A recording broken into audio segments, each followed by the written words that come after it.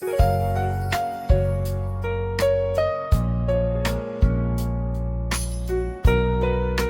งមានតួឯកមួយដែលចង់ណែនាំជូនបងប្អូនគឺ Soda Deep Pore Cleansing Foam ហ្វូមលាងមុខនេះវាមានជក់ស៊ីលីកូតមកតាមជាមួយតែម្ដងដែលជួយជំរុញកោសិកាចាស់ៗនិងជំរុញនៅកោសិកាថ្មីឲ្យដុះមកបានយ៉ាងស្អាតបើចង់ស្អាតស្បែកមុខរលោងទន់មានសំណើមដូចជនជាតិកូរ៉េកុំភ្លេចសាកល្បងជាមួយនឹង Soda Deep Pore Cleansing Foam ទាំងអស់គ្នាណា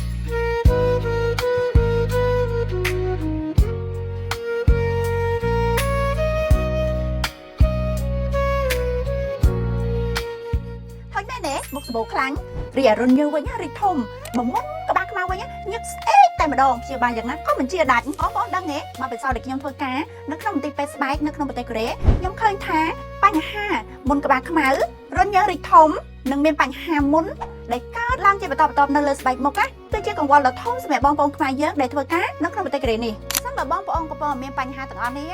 ឈប់បារម្ភទៀតទៅ